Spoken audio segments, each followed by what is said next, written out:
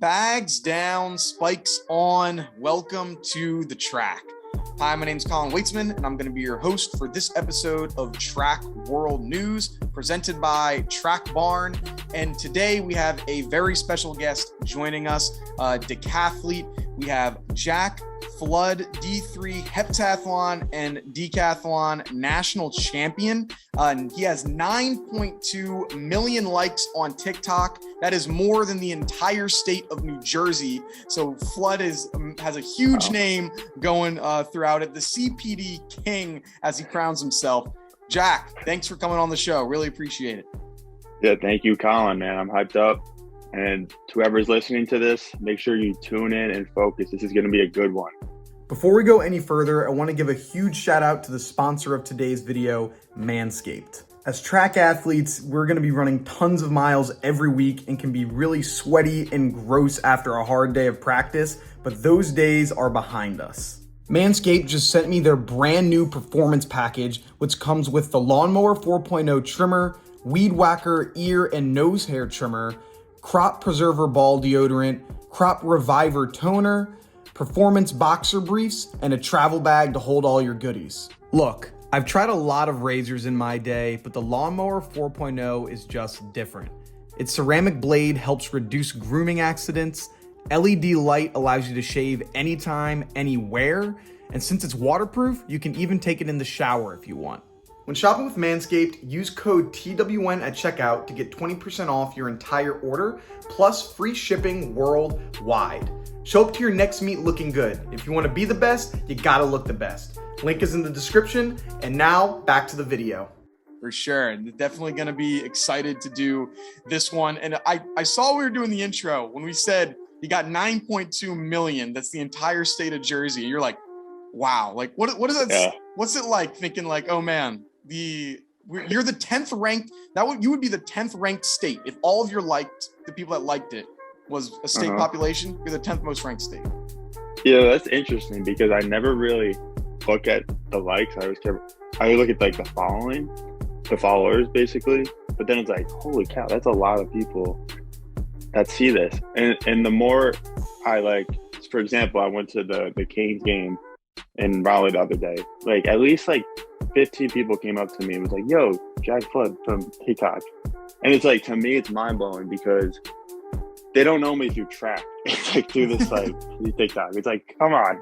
But that's like the whole goal of the TikTok is like you can get so much views of audience, and then they go, oh, this guy does track, and that's how you bring people to the sport. And that's the power of social media nowadays. So that's what we as track athletes got to start doing is like posting content. You know, everything can be content, and it's needed for the sport. More people need to tune in. Yeah, it's definitely something that has been growing a lot recently. And we'll get all into your social media, your following, what you've been doing with Chipotle and CPD. We'll get into all of that in a moment here. First, want to start off where your journey of track and field began for you. Like, what got you interested in track and field and wanting to actually compete in the sport that you're doing as a job today? Yeah, that's a good question. So my freshman year of high school, I decided to do spring track because I knew if I get faster, I'd be better at football. I was a football guy. I loved football. But then, and my older brother did track, and he was like a really good athlete. He was a junior. I was a freshman, and everyone called me like his shadow because he was so good. And I was just like, I was a scrub, to be honest. I was terrible. I was running like 89 seconds in the 400 hurdles. I was running 70 seconds in the 400. Like I was really bad. And then, but my first invitational track meet, it was just like the most fun I've ever had on a weekend. And I was like, this is what I want to do on my weekends. It would just like hit me like this is what I love to do. And then I started taking the sport more seriously and getting better every year and living up to my older brother who was like very fast and very good. And then he got injured and he was basically done. He tore his ACL and then he had a bunch of I don't know, like his like hip bone like popped or something, like the I forget, avulsion, a hip avulsion or something, and then he was out. Something painful. So it was almost like I had this responsibility like to take his place. So that was my like high school mentality of like the story I was telling myself.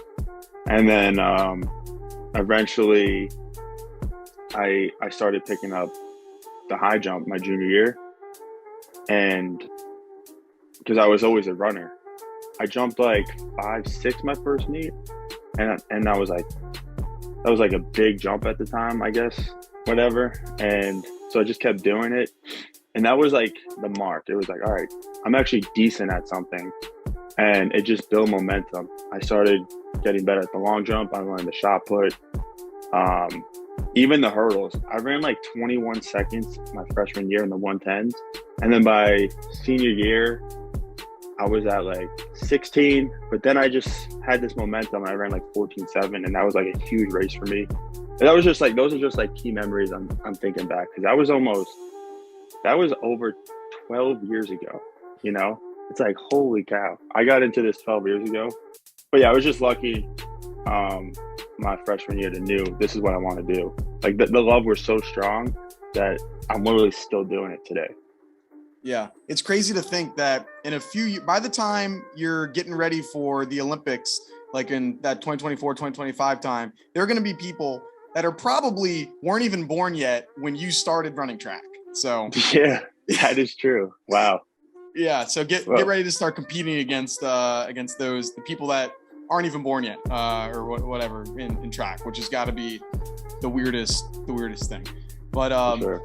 So you started doing that, and then how did you eventually get into to SUNY, and then continue transfer and become a national great? Because like you mentioned, it's like, hey, your times were pretty solid, and then you get to being a national champion just a few years later. Like what goes on in between those two times for you?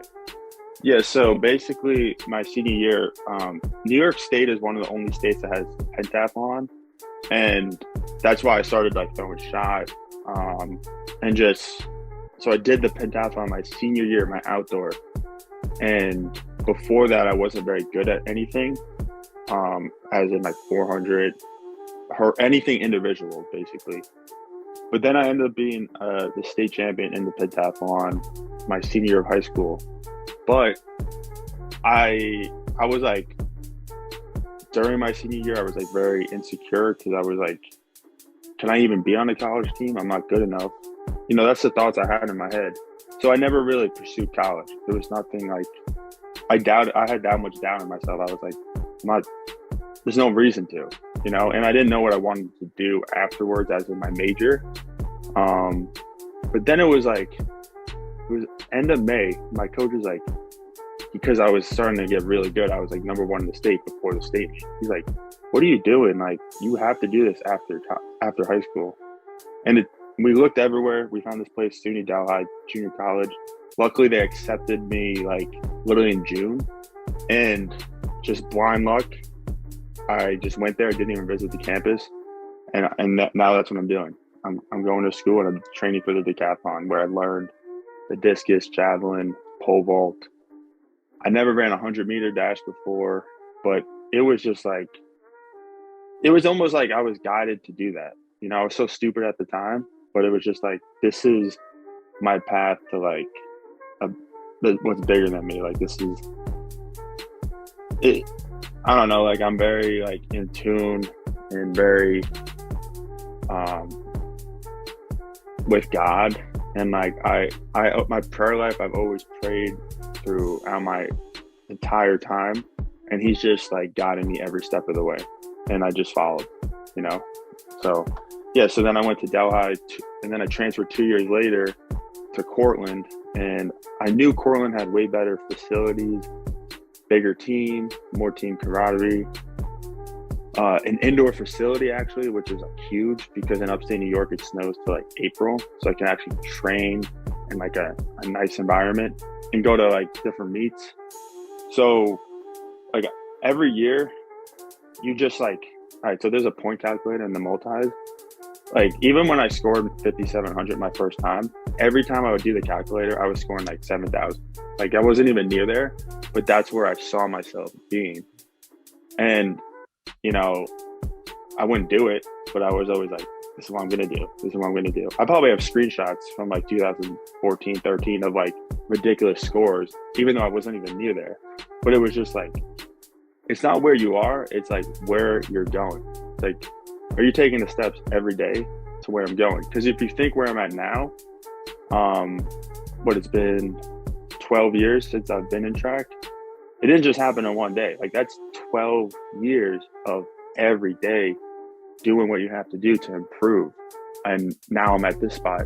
And then I think like, I do these like thought experiments. So I'm 26. I go, all right, if I got this far from 20 to 26, imagine how far I'm going to get from 26 to 32. And then I just look at that progression from 20 to 26. And then I'm like, all right, 26 to 32, it's going to be a massive amount of progression as well.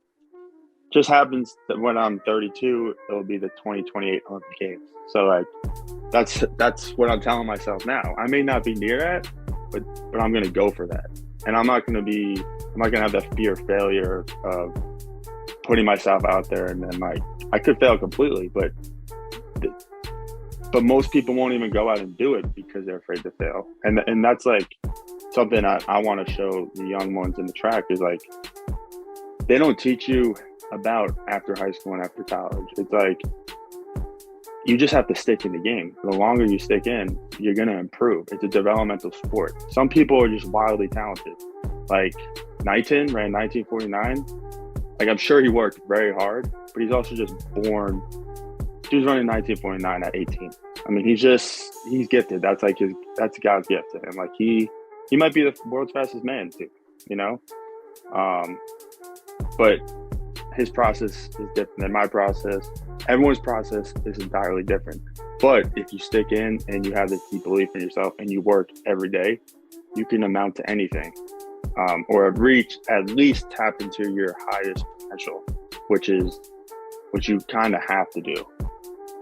Yeah, like you have to have those goals and things that you're shooting for, you're aspiring for, and if you don't want to have them, too low that you trip over them, and you don't want to have them so high that it's unobtainable. Like if I were to say, yeah, by next week I am going to be the #1 podcast in the entire world.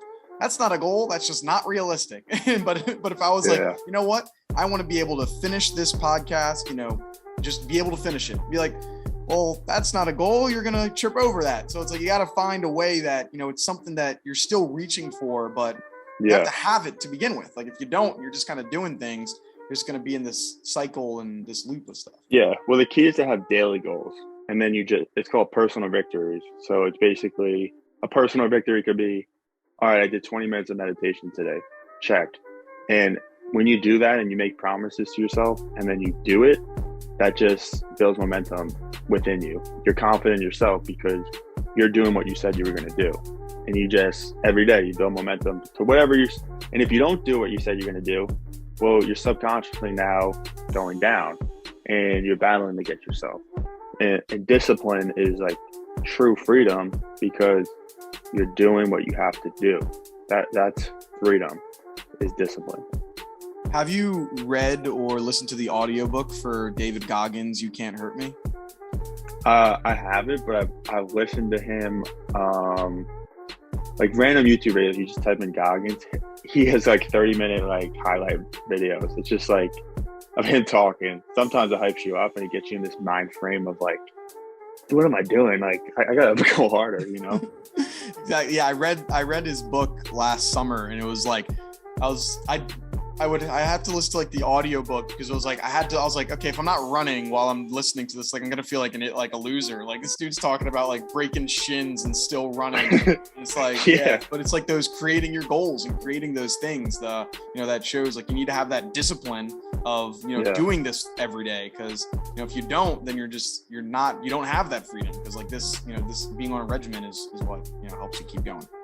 Exactly. And so this past year, by the time we're recording this, you recently finished up in USA's, got 7th at USA's. What was it like, finishing and realizing, I'm a top 7 in the nation at something. Not a lot of people can say that. Yeah. A very few amount of people can say that, actually. Yeah, that was an interesting meet because I PR'd in a lot of things, and I also did really bad in a couple things. And overall, I was like almost 300 points under my PR from last year in the decathlon. So I think I've got my highest finishing at a USA outdoor meet, but it was kind of like, damn, you're like, because it's a personal thing. It's like you want a PR overall in the decathlon. It's like you versus the scoreboard, and like I didn't. Yes, it's early May, so maybe I'm not there 100%, but also it kind of just, it was bittersweet. You know, it was like, all right, I did some major marks like that I've always wanted to do. I broke 50 for the first time. I broke 14 in the hurdles for the first time. I almost broke 11 for the first time, but I ran 11:00. So it's like, that would have been epic if I got the trifecta. Like, I don't know anyone who's done all those for the first time ever in one meet, but but you just reflect on that and you go, all right, I did really bad in long jump and shot put. I'm going to work on these events. So the next opportunity I get, I'm going to ball out in those events. And it's just like every year you learn more and more about the decathlon and the event as a whole. It's like, all right, now that I'm a lot faster, my throws are kind of lower. Well, why is that? Well, you didn't do as much strength training. So it's, and it also, I didn't have a coach there. So it's like very difficult to like, it's very difficult to do decathlon without a coach. Like I had one at the trials. I had one when I broke AK for the first time.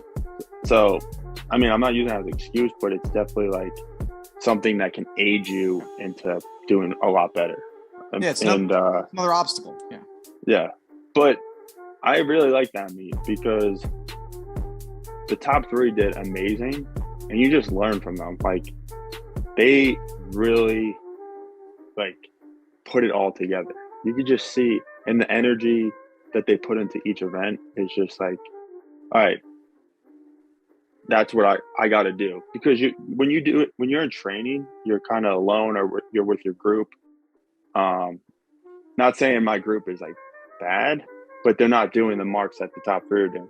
And you see what they're doing, and you're like, all right, how do I unleash that or unlock that within me to like put that energy towards the discus or the pole vault? And then you go back to training and you're like, I'm going to get after it this session and like kind of model the best. Like if you watch a 100-meter dash on TV, it's nothing like in person. Like I'm sure you've experienced that. Yeah. It's mind blowing how fast these people are running in person. So you kind of have to, like when I was at Division 3, I don't think I've ever been in a decathlon where someone scored over 7,000. So I never got a taste of like what it looked like to like do something really high level. So when you go to these meets, you see these high level athletes and you're like, I got to model that, you know? Mm-hmm. I don't know if I answered your question or where I'm going with this, but like, yeah, it was a fun meet and it's just the beginning of this year. I got Thorpe Cup later. And I guess I'll say now I got invited to GOTSIS, which is like the biggest decathlon in the world. I mean, every decathlete knows about that meet. It's like the most legendary decathlon. So it actually works out well. 3 weeks after USA's. So I just tuned some things up and I'm ready to go. There we go. You got a lot of stuff coming up, and yeah, it's like, of course, you want to perform your best at the biggest meets. Like, who doesn't? But you know, being able to see like, hey, these individual competitions, I did very well, and so hey, I know I can do better at shot. I know I can do better at long. But the stuff that maybe I had some trouble with went well. So it's like taking the wins with the losses. Yes, sir. And before we transition a little bit, we saw at the trials when you had your perform really well. You had the mullet. The mullet is now gone. Can we see the mullet? You actually accidentally sent me I remember we were texting, you accidentally sent me a picture of you post mullet. So I'm wondering, will we see the return of the mullet for any of this year, next year, or as you may grow the hair back out? Or is it gone forever? So the mullet, if the people want it in 2024, I will do it. It's a lot of work. Like I started growing that out like in September. And then when you train with long hair, man's difficult, but it was definitely fun, and it increases power by like 10%. The mullet is like the best. There we go. So you heard it here. We're gonna, by 2024, we'll tune back in. We'll do another episode in late 2023 and seeing, all right, how many likes, how many follows, whatever do we need to do to get the mullet back? All right. Yeah, that'd be fun. I'll do something like that. Yeah, we'll mark it on the calendar. Awesome. And so now I wanted to transition a little bit off of track. Like you had mentioned, you got a lot of followers, hundreds of thousands of followers, millions of likes over TikTok. Like, what got you started in the social media game and wanting to, expand your brand here off the track a little bit? Yeah, so after it was last May, I broke 8,000 for the first time. And I reached out to, because, all right, there's no loss in asking. Well, no. With nothing to lose and everything to gain, you might as well do it. So I emailed every single agent on the USATF list just to like say, hey, I just broke 8K. I'm number, I think at the time it was like 5 in the USA. We're going to the trials. Do you want to be my agent, or like, can you help me out like with something? Basically, they all said, look, you're a decathlete. There's no way you're going to get a sponsor from anything. So I was like kind of pissed, but then someone put in a good way, like, don't take it personal. It's like, you only compete 3 or 4 times a year. If you're not the best in the world, like, it's very hard to get a sponsor. But so I'm like, all right, if no one's going to help me out, I'm going to have to do it myself. So, and I always heard people talking about like TikTok, like, start like gaining a lot of traction. And so I just started posting videos last summer. And I think my first video luckily got like 80,000 views. And I got a lot of followers right away because it's easy to do that kind of. So then I was like, all right, that was like a blessing because it worked right away. I'm just going to keep uploading. So I just started uploading shit of like training and just like, I eat a lot. So I noticed people like to watch people eating. Like, it's just because everyone eats. So like everyone's going to get that on their page. So I just started like, and I'm this decathlete eating all this food. They're like, how is he this fit eating all this food? Like if I was like obese, no offense to obese people, eating food, it wouldn't be as impressive. So I think that's why it got like the shock factor. And then, so it just started working. I'm like, all right, this is kind of cool. And I did put a lot of work into it. I mean, to just like think of ideas, edit, upload it, respond to all the comments, go on lives. If you go on live, you could randomly get 500 people on the live, and that just brings more. It's just a funnel to the account. So, and then like I got emails like, hey, if you use this sound for your video, we'll give you $100. And then it'd be like, oh, we'll send you this product. You post a video, we'll give you $100. And then it started like going like way more than that. I got emails bombarded of like people wanting to work with me and collab and like do, I guess you can call them brand deals. And like, so I was like, all right, this is kind of cool. Like, I don't have a job, I'm not working, but this is like an asset. I'll always get emails and people always want to work me and pay me to do videos. So it's like, and then this fall I went ham on uploading shit, but it was tough because after the trials, I hurt my Achilles really bad and I couldn't train. Really, I couldn't train until like January. Like I was out for a while. So I was like this decathlete, but I couldn't post training videos. So I had to think of like these other ideas of like the fitness space. Because there's so much people that just work out or go to the gym or just like wellness people. So you kind of got to like, and track is in that niche a little bit because we're all fit people. We run, we take care of ourselves. So I did that, and then I just randomly posted a CPD thing. It was like I was at Wegmans, and like the calorie per dollar of this like chicken parm was so bad, and I was just like, CPD of this sucks, and it just like blew up. And then I just like, it's a good idea. because you do what works. If one way you do a video works, we'll keep trying it out, test it out. It's all experiment. It was all experiments at first. I was just like, oh, let's see if this works. Oh, it doesn't work.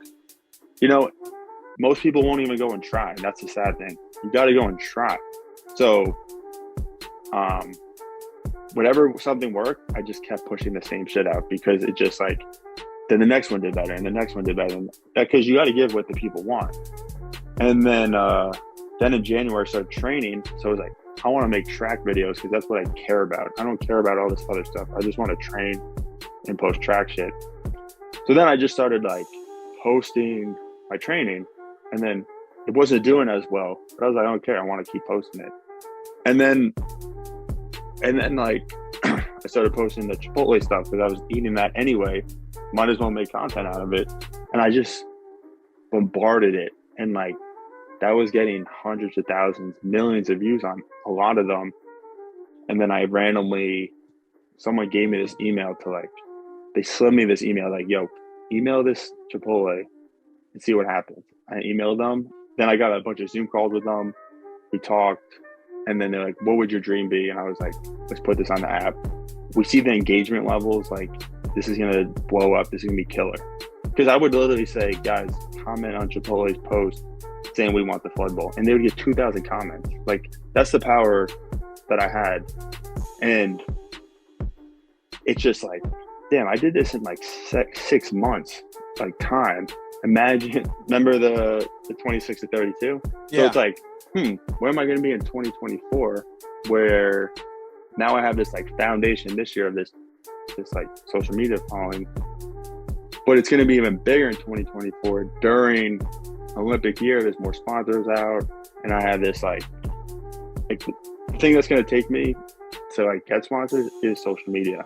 And you could kind of say, well, I'm 7th in the nation. That's not gives you some credibility though.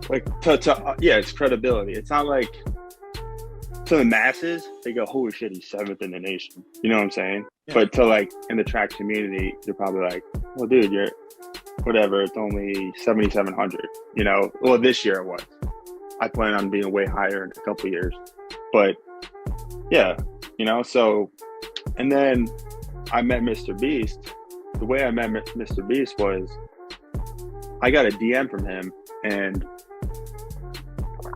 it was yo, we should make a QPD review video. And I was like, fuck, Mr.Beast just, sorry for cursing, he just DM'd me? What is going on? I like this TikTok shit because I can see the opportunities that can come. I'm a track athlete, but now I'm doing videos with Mr.Beast. It's so he lives in Greenville, North Carolina. It's an hour and a half drive. So I drove over there, met him. They were doing this promotion for this because he owns Mr.Beast Burgers. They were promoting Shrek Quesadilla. So I reviewed that. I hung out with them after. We talked a lot. And I was like, man, I tried to do track YouTube because he is we're focused on track, dialed in. We don't know anything else. He only cares about YouTube. So in his Joe Rogan episode, he didn't even know what South Park is because he's so tuned into YouTube. Yeah. And I was like, yeah, man, I tried the track thing on YouTube, but no one cares about track. Decathlon at least. It's hard. He's like, well, because the way his mind works is the more creative a video is, the more chances it can go viral. He's just word something pretty ridiculous in the video and get the hook, and people are gonna watch it. And I was like, yeah, that makes sense. He's or just race Usain Bolt, that get a lot of views. He's or run across the country. These are the type of ideas he spins off of that he knows will go viral. So then the next week I say I'm gonna post a video his idea. I'm gonna say I'm about to run, there's 7 billion people in the world. I'm about to run 99.9% faster than everyone in the world. Yeah. Which is true, but obviously I'm slow to top sprinters, but I'm faster 0.1%. Yeah. Yeah. So you word it in a way, and then boom, 2.7 million views in a day. I was like, holy shit, this stuff works. So then I started wording I'm gonna hurdle over this hurdle that's as tall as a fourth grader. It's like something you just word it, and that got like 300,000 views. And then I'm like, oh, I'm gonna jump over a bar that's the size of a door frame, and I got like a couple. So like the way you get people like interested in track is you kind of have to make it somewhat entertaining, or word it in a way that makes it like people want to watch it. Like another video I made was, I'm gonna run half a mile faster than 99.9% of the population. People go, oh, what? He's running faster than 99. And like, obviously I ran like a 2:19 or something, which is slow, but like, that's still faster than like the world, like a lot of the world, you know, like to the track people, it seems silly, but you can't, the track people are already in the track community. You got to attract the masses of the people who don't know about track, because think about it. If you're a swimmer, besides Michael Phelps, let's say you're NCAA champion, like you're a pro. In the swim world, people know you, but I don't know you. Like, to be honest, I don't know any swimmers. So it's like and same for track. Like, if you're not really involved in the track, no one really knows you. So you have to like in my case, do track stuff, but make it where people want to see it and know you for that, you know, or your social media presence through whatever you do, whatever you're good at, you know? Yeah. So that's just stuff I'm learning. I guess I'm just spitting out. Yeah, you want to like reach a wider audience, so you have to realize what's important to them. Like if you just say like, this is going to be me running, in a 11.5 in the 100 4 times. Like, okay, no one cares. Like, but if you say, like, this is me running faster than, it's like, I'm going to run faster than everyone in the state of, New York, like whatever, exactly. It's like, whoa, you're gonna run. It's like, I live in New York, I need to know, you're fast. Like, so if you say stuff like that, it's like, all right, now it's intriguing. Or, hey, I'm gonna pole vault over a 2-story building, a bridge, whatever like it is. It's like, things like that. That's what gets people interesting. I mean, that's got to be what was it like? Just being able to, you're chatting it up with the biggest YouTuber in the entire world right now. I mean, yeah, right. A cool experience. Yeah, it was wild, because that week, like Monday, the Joe Rogan podcast of him came out, and I knew I was going to see him that weekend. So I'm like, holy shit! Like, what are the chances? Like, how, like, I just know when you work really hard and you just put good stuff out there, you're going to attract opportunity. Like, luck favors people who work hard. It's like, yes, it was probably luck. They saw it and they reached out to me. But also, if I didn't do much, or I said, yeah, I'm going to start posting on TikTok, but I did once every 3 weeks, that would have never happened. But no, I posted every single day from like July till March. Every single day I posted. Like, there's not one day I didn't. Like, you have to be consistent every day, and then opportunities will show up. So so consistency definitely has got to be a big thing, whether it's posting your TikToks every day, posting YouTube videos, training, or making sure you're getting ready for work or school or whatever it is. It's like, if you're consistent, like, that's going to be how you can eventually break out and then do those things that it is that you want to do in the near future there. Yeah, you can't just stop because a week's not going good. Like, you just got to keep going and going and going. And if it's not working, well, you got to change something up then. You don't want, if you notice it's not working, that, because like, for example, my YouTube, I have it took me like so long to get 1,000 subscribers, but I also don't upload it ever. So it's like, what you expect? I'm not going to get upset or mad over it. But, yeah, and it's hard work. I mean, if you're training all the time, like, if I didn't have my girlfriend filming me, then none of this would have happened, because she's filming and helping me out. But she also understands what it's bringing and what it can bring, because whenever you do something, you have to find evidence of how big and how good it can get. Some evidence I have of like where this can take me is, I got a Chipotle deal. I got to work with Mr.Beast. I got to work with Bulletproof. I have this supplement yoked. I have supplement companies reaching out to me all the time. And it's like, that's helping me continuously invest in myself to make better videos, to train, to travel, and do all these things. And like, it's not about the money. Like, money is just freedom to do what you want to do. And something I learned about Mr.Beast is like, he may make a couple million from the video, but he puts all that money back into making another video to make it bigger and bigger and better. He doesn't just like settle, oh, I made this much, I'm done. Most people do that. Most people get success and they're like, oh, I'm good. It's like, no.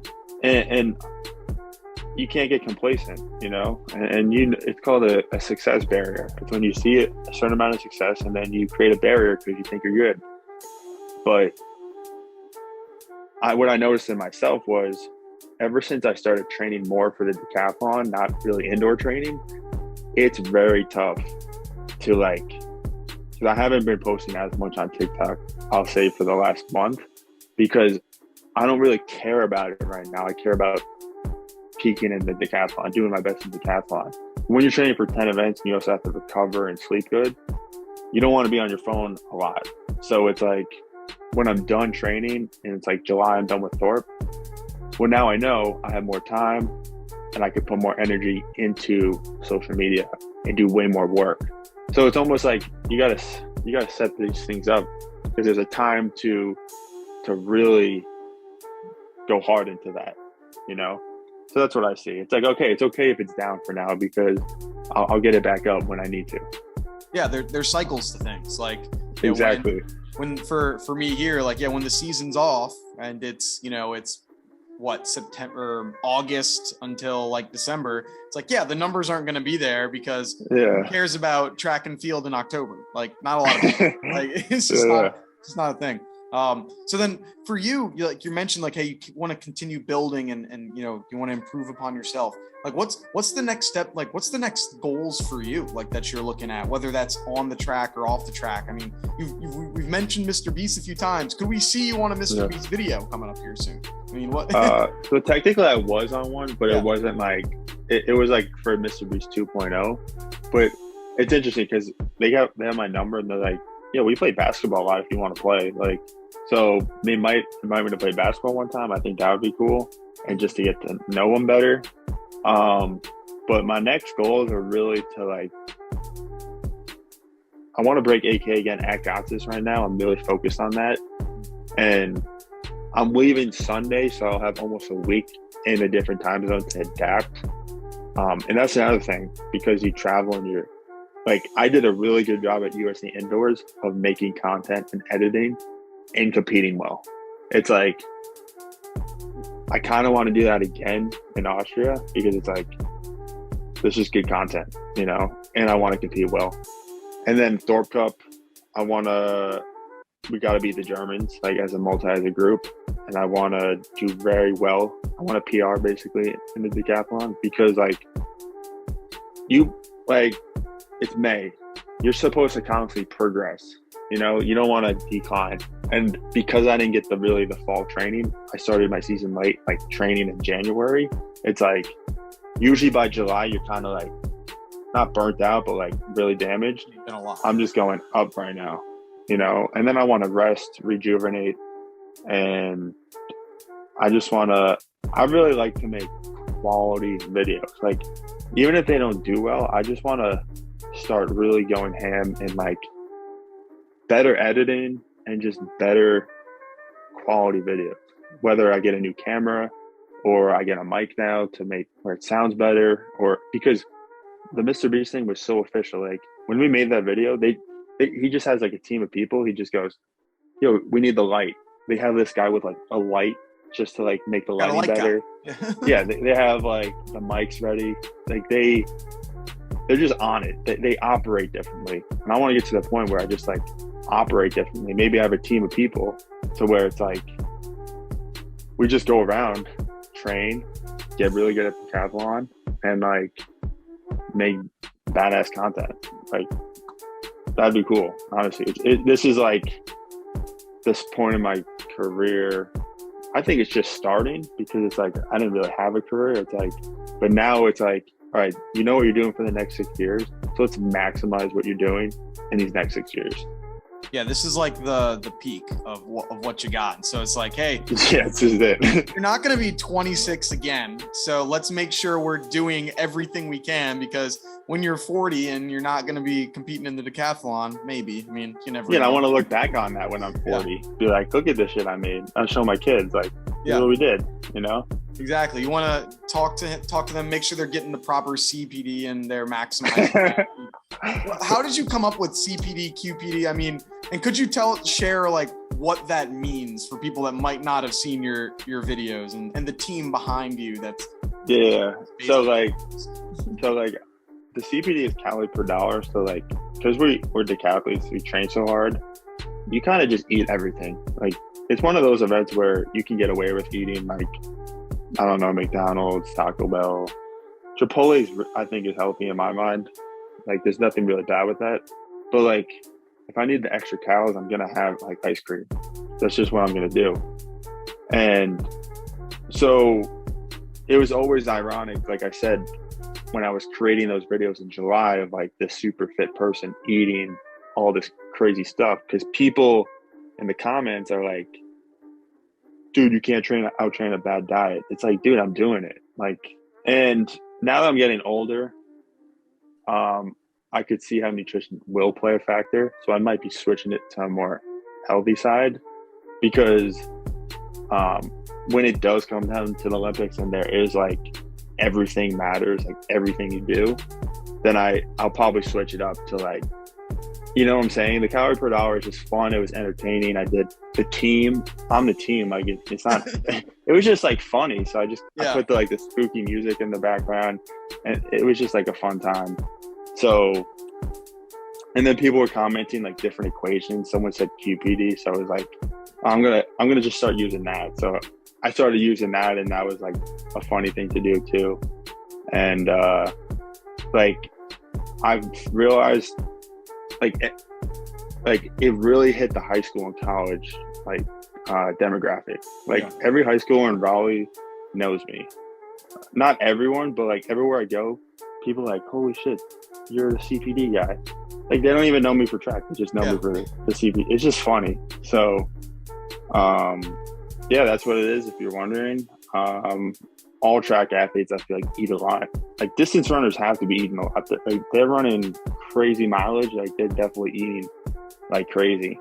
And like really the CPD came about my senior year of high school, because like the way we trained was like, we lifted a lot of weights. Like we loved to just like bench and like bicep curl and stuff like that. We were like gym bros. So like, we're like, we need the gains, we need the calories. And then like, I just made that into a video and it did well, like I said. So I just kept rolling with it. There you go. And to close it out there, what are some of the foods that have the best CPD for people to Let's say you got to get peanut butter and whole milk. So like, and that's another thing. When I was in like college in between summers, you don't have a lot of money. You need the calories because you're working out. So you can't like to get Chipotle back in the day, that was like hard for me to do because I couldn't afford it. So I'd have to eat PB&Js. Like that was like the staple, that and whole milk. And like, cause you got the sufficient calories, but it was cheap, you know? So those are like the top two. Chipotle up there. I'm a big fan of the quarter pounder from McDonald's. Like they have like buy one get one free, so it's always like it's just always there, you know. And it's like I'm very in tune with my body, so if I don't have enough, I could tell if I'm like undernourished. So in that case, I would go out and get that quarter pounder, because it's better to get that in to not get it in. If you see what I'm saying, it's better to eat than to like miss out on the gains. Yeah, if you want to call it. You got to find the calories. So you heard it here. If you need some extra calories, get some whole milk, get some peanut butter, PB&Js, all that. Maximize your CPD, get the gains and all of that. You're gonna be good to go. And train like a beast also. Yeah, that's how you get this. Awesome. Well, Jack, thank you so much for taking the time out of your day to do this. Where can people go if they want to follow more of you on social media and everything like that? Yeah, guys, just follow me on Instagram, Jack Flood, and TikTok, Jack Flood. We might be starting a podcast soon because it's like this. You should do this too. You just post clips of your podcast on TikTok, because if you say something that like people resonate with, it can blow up and get 100,000 views just like that. So I kind of want to do something like that, because you see people. Do you know what impulsive is? Oh yeah. I always see that on my For You page of just like clips of them saying something, right?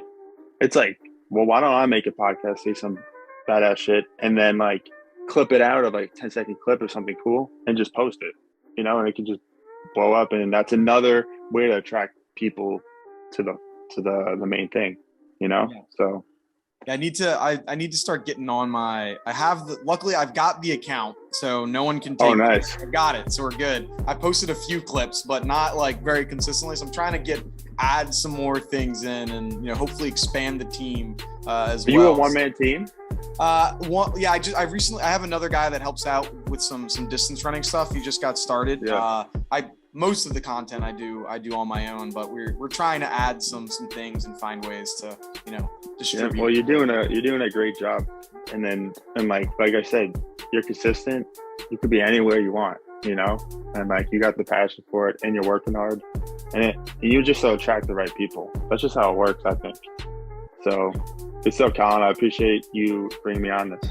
Yeah, of course, man. Thank you so much. And then thank you to everyone for listening. This has been another episode of Track World News. If you want more content, go and follow us over on Instagram at Track World News. You can also go on YouTube as well. We post highlights, news clips, opinion pieces, all that type of stuff. So go over and check us out. That's going to do it for us here. Have a good one. Peace.